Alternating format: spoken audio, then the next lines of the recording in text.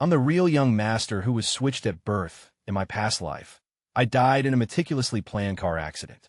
In the last moment before my consciousness faded, I saw Dooku, the fake young master who had occupied my identity for 18 years, standing not far away through the shattered windshield. Only then did I realize that I had been enduring grievances in silence to gain that belated family affection, taking my biological parents' and sister's favoritism towards him as if it were deserved, and regarding his repeated framing as accidental misunderstandings. I thought my concessions and understanding would eventually earn my family's approval, but from beginning to end, it was just a joke on my own wishful thinking. Reborn, I watched my biological parents blocking the entrance of my small repair shop, their faces full of guilt as they said the exact same words as in my past life. Xiaoyan, we're your mom and dad.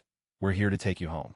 I smiled and handed them the ledger still smudged with oil, saying, recognizing each other is fine, but let's settle the accounts first. The foster care fees, education fees, and emotional distress fees for the 18 years my adoptive parents raised me, totaling $2,370,000. Cash or bank transfer. The air instantly froze. The neighbors and apprentices who came to get their cars repaired all gasped. My adoptive parents were even more terrified. My mom snatched the ledger from my hand, waving it frantically and saying, No, sir, madam. The child is ignorant and talking nonsense. We didn't think of asking for money, not a single penny. My dad quickly smiled ingratiatingly, saying, Yes, Xiaoyan, this child just likes to joke around. He poked me desperately in the back while he spoke. I ignored him, only calmly looking at the so-called biological parents in front of me. My father's face had already turned as black as the bottom of a pot. He obviously hadn't expected this situation. As for my mother, the trace of guilt in her eyes had completely disappeared, replaced by deep disappointment and disdain. Xiaoyan, we know you've had a hard life these past few years, and you have resentment in your heart. She took out a bank card from her designer bag and placed it haughtily on my greasy workbench. There's $500,000 in here. Consider it our compensation to you. The password is your birthday. Stop playing these petty tricks and come home with us. Don't make your adoptive parents feel bad. Her words were full of condescension, as if my actions just now were a clumsy act played by a poor boy to get attention and money. In my past life, she had also used this card to buy out my adoptive parents' 18 years of kindness, and I, like an idiot, was immensely grateful and accepted the card. I looked at the card, smiled, and pushed it back, saying, Madam, you've got the wrong idea. First, my life isn't hard at all. My parents love me very much, and although our family isn't rich, we're very happy. Second, this isn't compensation, it's a transaction. If you want to acknowledge your son, you have to pay the price. There's no such thing as free lunch in this world. Third, if you think $2,300,000 is too much, that's fine. You don't have to acknowledge me. Anyway, 18 years have already passed. I don't need you as parents. My words were like a resounding slap in the face, hitting my father and mother hard. They probably never thought that the wealth and status they prided themselves on would be worthless in my eyes. My father trembled with anger, pointing at me and saying, You're simply unreasonable. Just as the scene was deadlocked, a young man in a white shirt walked out of the luxury car. It was Dooku. His face was pale, and his eyes were red-rimmed. He walked timidly to his mother's side, saying, Dad, Mom, don't force brother. His voice was clean and gentle, full of kindness and grievance. It's all my fault. If it weren't for me, brother wouldn't have suffered so much outside. It's right for brother to have resentment in his heart. We should be more understanding of him. As he spoke, he walked to my repair station, looking at me carefully and saying, Brother, my name is Dooku. I know you must hate me now, but I'm really happy that you're back. In the future, I'll give you half of Dad and Mom's love. No, all of it. I'll treat you as my dearest brother. Let's be a family, okay? He acted especially sincerely, and the neighbors around him looked at him with sympathy and recognition. See, this is the kind of son a wealthy family should have, kind, generous, and well-mannered. And look at me, calculating, cold, and ruthless, looking like a debt collector. In my past life, I was fooled by his innocent appearance, thinking he was really a naive and kind younger brother. But now, I only feel disgusted.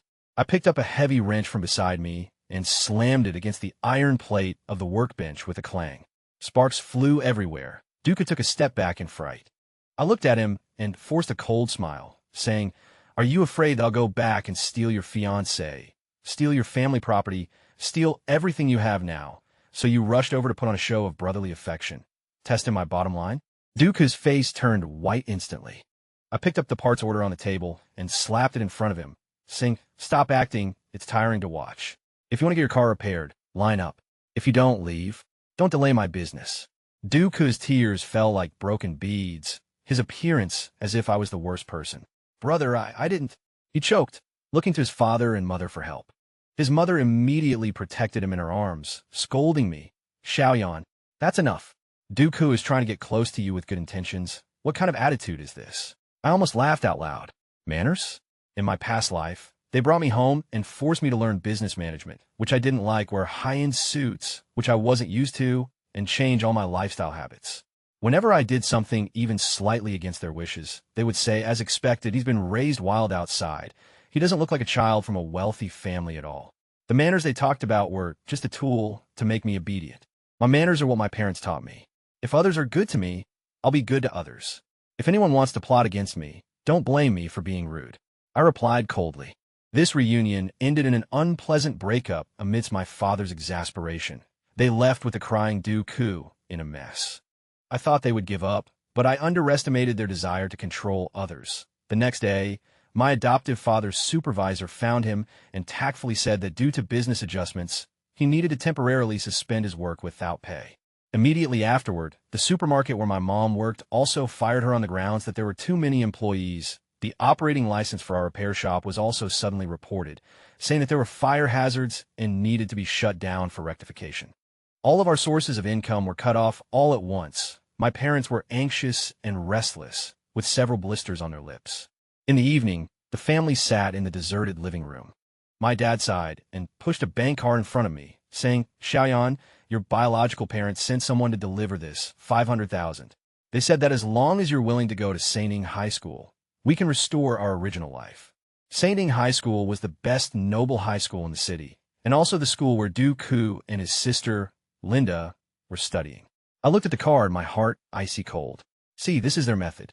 They never feel the need to respect my wishes. They just forcefully arrange my life in the way they think is good for me. They think that by cutting off our livelihood, I will obediently listen and return to their side, to be their obedient, real young master locked in a cage. In my past life, they did the same thing. My parents, in order not to burden me and to allow me to have a better future, tearfully sent me into their car. This time, I won't let them succeed that I pushed the car back to them and said, "Dad, Mom, don't worry." Looking at their worried faces, my heart ached, but my tone was exceptionally firm. If I lose my job, I can find another one. If the shop closes, we can move and start over. But if I lose my son, he's gone for good. I don't want to go to that holy elite high school, and I don't want to go home with them. I just want to be with you. My mother's tears flowed instantly. She hugged me and cried uncontrollably. My father's eyes also turned red. He slammed the table and said, "Okay, we won't go. We don't care about the rich and powerful. At worst, I'll carry cement at the construction site, and I can still support you too." Looking at them, a warm current surged in my heart. Having parents like these is the greatest wealth I have in both lifetimes. I knew clearly that this matter wouldn't end so easily, and hiding wouldn't help. I had to take the initiative. The next day, I put on my faded t-shirt, slung my backpack over my shoulder, and proactively stepped into the gate of Holy Elite High School. Holy Elite High School truly lived up to its reputation as the city's famous aristocratic school. Even the school gate was gold-plated, shining dazzlingly in the sunlight. Standing at the gate in my somewhat faded blue and white school uniform, I was completely out of place among the students who wore custom-made suits and arrived in luxury cars. Almost everyone's eyes fell on me, filled with undisguised scrutiny and disdain. The Lin family worked efficiently. Before I even entered the school gate, my special background had already spread throughout the school. The real young master who had been found in the poor area, rushing to acknowledge his relatives for money. I ignored those gazes and walked straight towards the academic affairs office. Just as I reached the corner of the corridor, I was blocked by a group of people.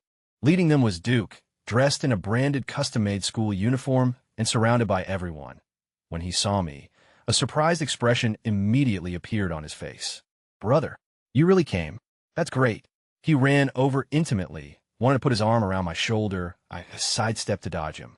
His hand hung awkwardly in midair. His face paled, and his eyes instantly turned red. "Brother, are you still angry with me?" A boy behind him immediately stood out, pointed at me, and said in a bad tone, Who are you? Duke is being kind to greet you. What are you putting on airs for? Another boy followed up. That's right. I heard you're Duke's brother who was found. Duke is usually so kind. Don't bully him. Duke quickly pulled him back, looking kind and generous. Don't say that, brother. He used to live in a simpler place. He's not used to the environment here yet. We should be more understanding. In a few words, he portrayed me as a wild kid from the slums who didn't know the rules and was jealous of his younger brother, while he himself was the perfect young master who was kind, tolerant, and still thoughtful of others, even when he was wronged. More and more students gathered to watch the commotion, pointing and whispering at me. So that's the real young master. He looks so unsophisticated. Yeah, compared to Duke, it's like heaven and earth. How pitiful. If it were me, I wouldn't have the face to stay here. Looking at Duke's face, filled with innocence and kindness, I felt nothing in my previous life. I was gradually raised higher and then crashed harder by him, isolated by everyone, and eventually became extreme and crazy. But now, these childish tricks are utterly ridiculous in my eyes. Just then, the crowd parted and a tall, cold-faced girl walked over. She wore the student council uniform, with the chairman's badge pinned on her chest, and an innate arrogance between her brows. She was Duke's older sister, my blood-related sister, Linda. As soon as she appeared, Duke's tears flowed like a flood that had been unleashed. Sister, he called out aggrievedly, hiding behind Linda. Linda didn't even look at me, just frowned and patted Duke's shoulder with concern, then said to me, "Come with me." She took me to the deserted rooftop. The wind was strong, causing her stiff school uniform jacket to rustle. "I don't care how you got in a holy elite, but remember this."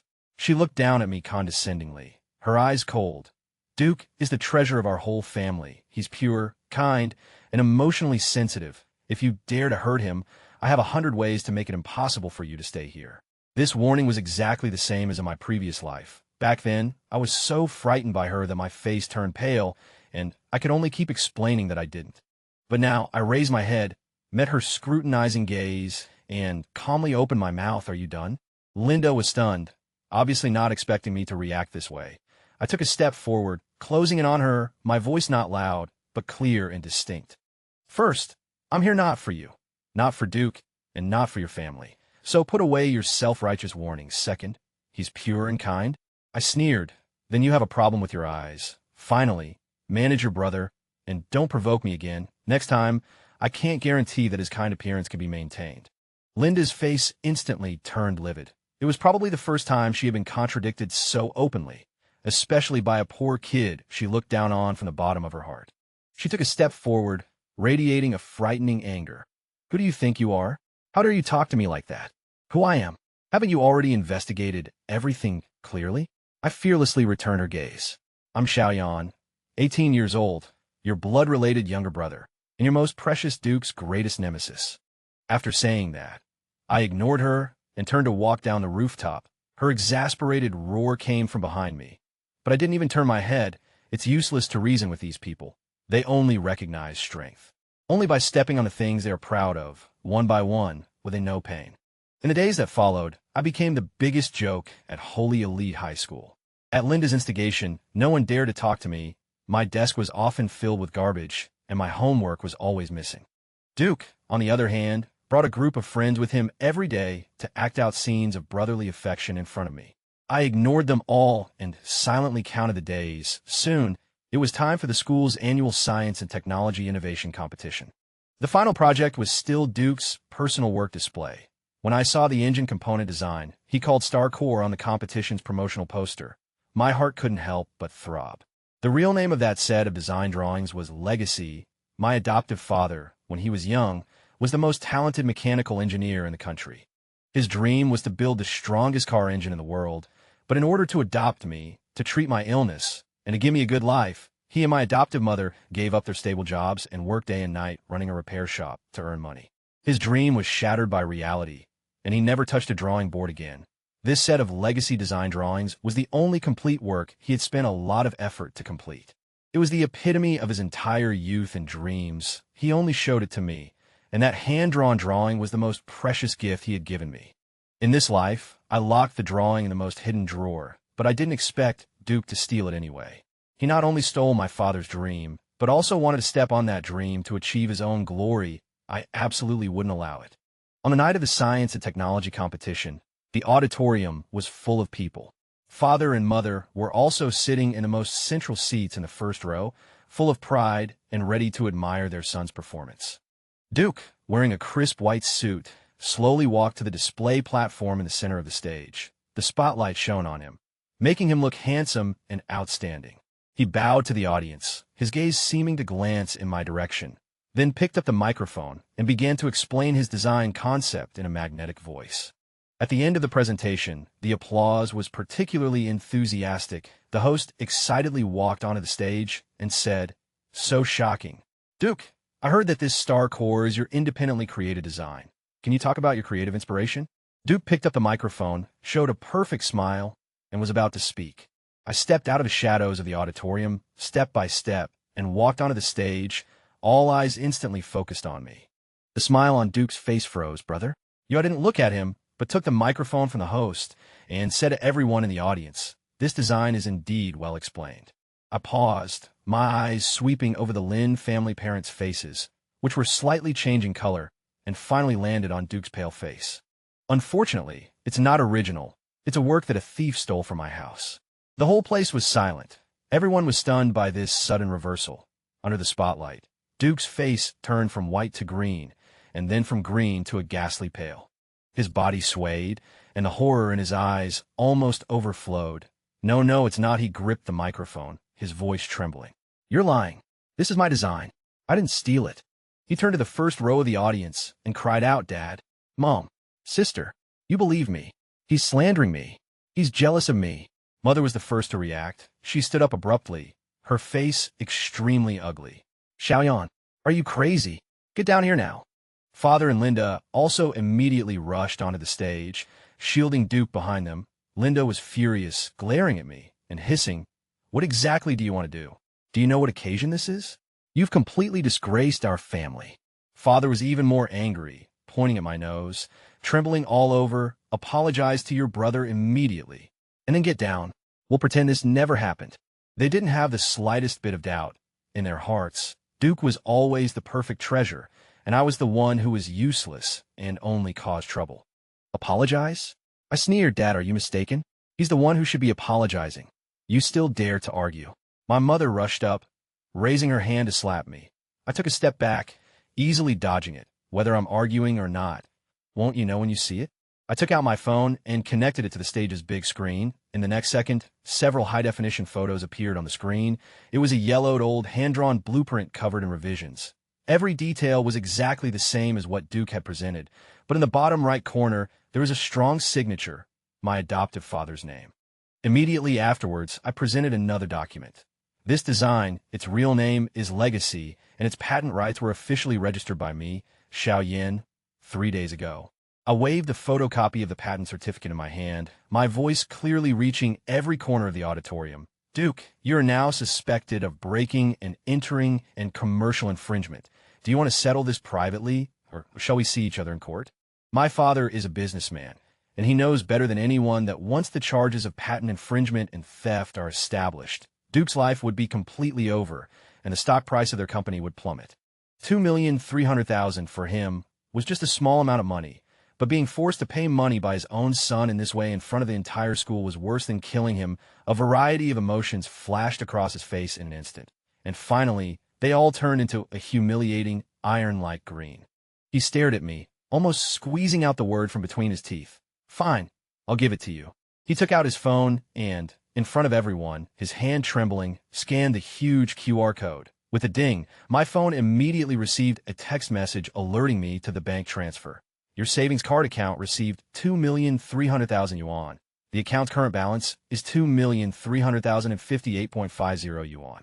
The 58 yuan and 50 cents were all my previous savings. I put away my phone, picked up the microphone, smiled slightly at the audience, and said, "Thank you for your generosity, sir. Then from this moment on, I, Xiaoyan, have nothing to do with your family anymore." After saying that, I walked off the stage in the shocked gazes of everyone. Behind me was Duke's breakdown and cries, the Lin family parents' flustered comfort, and the students' and teachers' undisguised discussion. This science and technology competition became the biggest scandal and joke in the history of Shengying High School. I thought that once the money was given and the debt was cleared, they would stop there, but I forgot that this family's specialty is revenge. The next day, the landlord suddenly came to the storefront that my adoptive parents rented for their repair shop, saying that he wanted to take back the property immediately and was willing to pay 3 times the amount of the penalty for breach of contract. Immediately afterward, all the suppliers who provided parts to our family uniformly said that the supply was tight and would no longer supply us. My parents wanted to find new jobs, but found that no company dared to hire them. The Lin family had played tricks behind the scenes. They cut off all our family's livelihood, wanting to use this method to push me into a desperate situation, forcing me to bow my head, forcing me to go back and beg them. That night, my dad sat on the sofa and seemed to have aged 10 years overnight. My mother was secretly wiping away tears beside him. Xiaoyan, should you maybe... She choked up, unable to continue. But I was calmer than ever. I took out my phone and, in front of them, dialed a number. Hello, is this Factory Director Wang? I'm Old Zhang's son, Xiaoyan. I want to acquire your factory. Yes, including the equipment and workers. One price, 3 million. After hanging up, I dialed another number. Hello, President Li? I'm Xiaoyan. How have you been considering that new energy stock I told you about last time? President Li on the other end of the phone was an investment tycoon I knew from my previous life. He was still working in private equity back then. Brother Xiaoyan, you finally called. Your eye for things is too accurate. I bought all. Don't worry, brother will definitely not forget you, as long as I make money. I smiled and said, President Li, I don't want any dividends. I'll trade you a piece of information for a promise. What information? Tell me. In 3 days, the company you invested in will have a major technical scandal, and its stock price will fall sharply. You now immediately sell all the stock you have and use all the money to short it. After you've made money, I want you to use this capital to help me acquire several component suppliers, with my name as the legal representative. After doing all this, I finally raised my head and looked at my stunned adoptive parents. I held their cold hands and said, word by word, Dad, Mom, from today on, we won't be repairing cars anymore. We're going to build the best car engines in the country. The Lin family thought that cutting off my means of survival would leave me with nowhere to turn. Little did they know that the 2.3 million I took wasn't the end, but the beginning. They wanted to cut off my path, so I would personally cut off theirs too. For the next month, I completely disappeared from ST. In high school, I directly withdrew from school, and my adoptive parents also moved out of the original neighborhood. Our family seemed to vanish, completely severing all ties with the Lin family. The Lin family probably thought we were using the 2 million to find a place to hide and play ostrich. They were wrong. In that month, the dilapidated factory in the suburbs was demolished and rebuilt. A technology company called Zhang's Power was built with astonishing speed. From factory design to the introduction of production lines, to the training of technical workers and product promotion, I was practically working around the clock. My parents, from their initial shock and worry, later rolled up their sleeves and threw themselves into it wholeheartedly. They didn't understand brands or capital, but they knew that this was the future their son was fighting for this family. On the day of the product launch, Zhang's Power became an instant sensation. I used my memories from my previous life to greatly improve and upgrade my adoptive father's last will blueprints. The first generation of engine parts we launched far outperformed all similar products on the market, coupled with the sales channels that Director Li helped me open. The trucks picking up goods outside the company were lined up for miles. On the other side, the Lin family was not doing so well. Duke's theft scandal turned him from favored son into a laughingstock throughout the city. He couldn't stay in ST in high school and had to suspend his studies at home. To cheer him up, his mother and father doted on him even more, giving him almost everything he wanted. Bored at home, Duke secretly took confidential documents from his father's company projects to try to poach the competitor's customers, hoping to prove to his father that he wasn't a useless person. He thought he could put on a show of being a business prodigy, but little did he know that this directly led to the core technology and quotations of an important project that the Lin Group had been preparing for nearly half a year being completely leaked, resulting in losses of hundreds of millions. His father was so angry that he almost had a heart attack. For the first time, he raised his hand against his pampered darling son. It was also during this stressful time that he accidentally heard about the suddenly popular Zhang's Power from a business partner. When he sent someone to investigate and found out that the boss behind the scenes was actually Xiaoyan, he sat in his office and remained silent for an entire afternoon. One was a darling he held in his palm, who only knew how to cause trouble and waste money. The other was an abandoned son he despised and rejected, who was stirring up the situation with his own strength. Without comparison, there is no harm. For the first time in his life, he had doubts, or rather regrets, about his past decisions. That day, I was inspecting the Zhang's power factory when a familiar luxury car stopped at the gate. My father got out of the car, looking much more haggard, with even a few strands of white hair at his temples. He looked at the modern, vibrant factory in front of him, and then at me, who was methodically directing the workers, his eyes filled with extreme complexity. He probably couldn't figure out how, in just 1 month, the poor kid who he thought was worthless could have accomplished all this. He walked up to me, opened his mouth, and squeezed out a kind expression that he hadn't shown in a long time, saying, "Xiaoyan, Dad came to see you."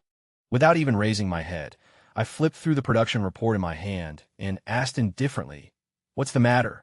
My coldness made him feel somewhat embarrassed. He cleared his throat twice and lowered his posture, saying, "Something happened in the company. Duke, he's still young and doesn't understand things." Dad thought about it. "You're more decisive than him and have a better business sense." He took a deep breath and finally said, "The purpose of his trip, Xiaoyan, come home, come back and help Dad. In the future, this entire Lin group will be yours." I finally raised my head and looked at his face, full of expectation and calculation, and suddenly laughed. "Want me to help?" "Sure." Amidst his suddenly brightened gaze, I slowly extended a finger. "According to the market price, my technical consulting fee is 100,000 per hour. Pay first, then work. After all, we are just a simple business relationship now, aren't we?" My father's face instantly turned a liverish color. He had probably never been so humiliated in his life, being clearly priced by his own son and treated as a client who needed to pay for consultation. You are ungrateful." He was so angry that he was trembling all over, pointing at me, unable to utter a complete sentence for a long time. In the end, he could only leave in a huff. "You will regret it." I watched his embarrassed figure leave, my eyes without a trace of emotion. Regret? The person who should regret it has never been me. My father returned home and vented all the anger he had suffered outside on Duke. I learned from the Lin family's nanny from my previous life that the most intense argument in the history of the Lin family's villa erupted that day. My father scolded Duke for being unable to accomplish anything and always causing trouble, and even compared him to me. "Look at Xiaoyan. He can support such a big business all by himself. What about you? What can you do besides cry and cause trouble?" These words became the last straw that broke Duke's back. The thing he feared most had finally happened. He was no longer the unique treasure in this family, and his position was threatened by me for the first time. He knew very well that in terms of talent, thoughtfulness, and business acumen, he couldn't compare to me in any way. His only weapon, and also his most proficient weapon, was to pretend to be a victim. Gaining sympathy was an instinct engraved in his bones. So, he embarked on the same path as in his previous life, and planned a final act of madness. 3 days later, one evening, I received a call from Linda. As soon as the call connected, it was her hysterical roar. "Xiaoyan, was it you? Did you find someone to beat Duke up? What did you say? Don't pretend."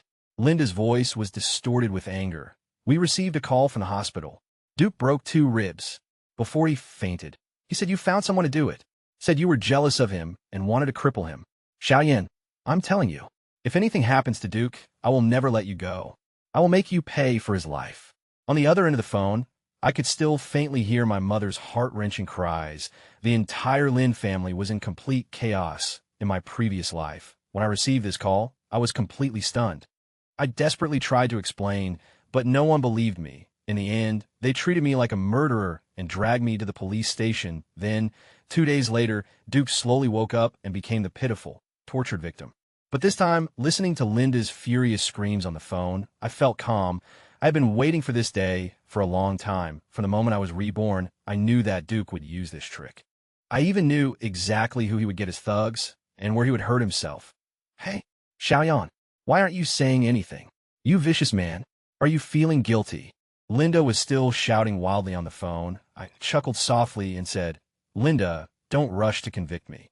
I looked at the flashing police lights outside the office window and slowly said, "Because 10 minutes before you called me, I already called the police for you, and I also provided the police with a very interesting video.